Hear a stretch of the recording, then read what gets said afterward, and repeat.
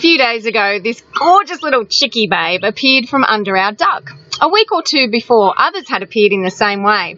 Now, a duck is not a very good mother of chickens. She abandoned them immediately, and thankfully, we were able to put the 2 chicks under a broody hen who had just had her nest of 7 eggs decimated by a goanna. So for a few days later, when this little treasure hatched, we tried to do the same thing, but to no avail. Thankfully, it has bonded with us and is doing well so far. This little chick was abandoned and without a home. We had absolutely no problem giving it one. We will do everything we can to help it survive and thrive, because this little chick will grow up to be an egg or meat producing, bug eating, contributing member of our family. It provides no threat to us, only benefit.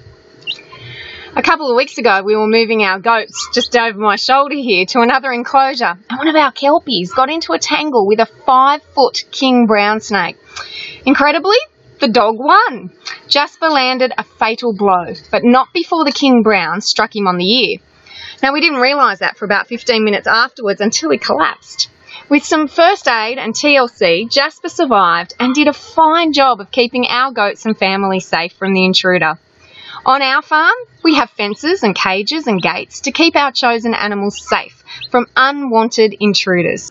Snakes, goannas, crows, eagles, wild dogs, feral pigs and foxes can do a lot of damage to our little brood, so we take every step necessary to keep them safe.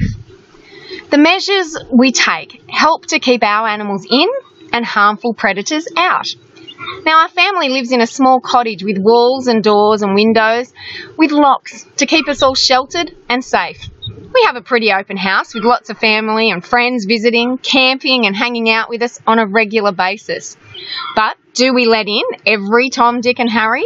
Of course not. That would be naive and, quite frankly, just plain stupid. We are careful about who we invite into our property.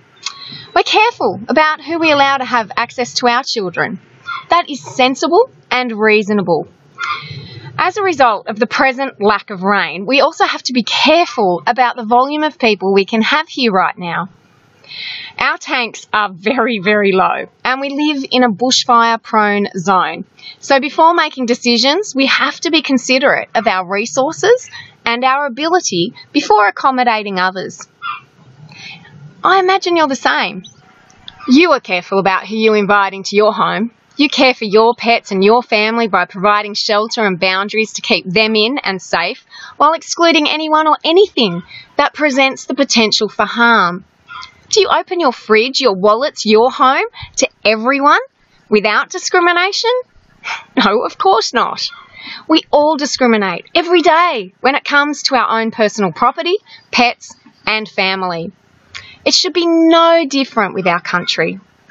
There is nothing wrong with discrimination. It is simply identifying differences and taking many factors into consideration before throwing wide open the gates.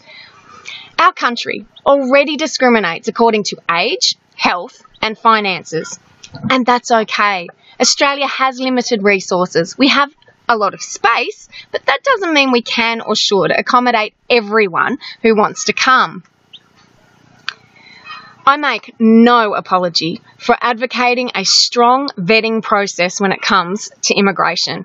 I think immigration must be limited and contained to those who will help build our society, not tear it down by draining our resources or threatening our social fabric by practicing ideologies that are at odds with our Western democratic values.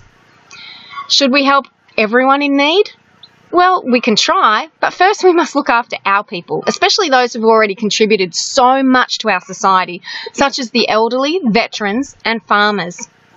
Does helping those in need mean we should increase taxes? No way. Does it mean we should let in everyone who wants in? No way.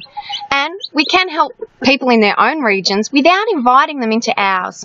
Snakes, goannas and eagles are beautiful creatures, but they have their place. I'm never going to let my kids or animals be put in harm's way to appease them.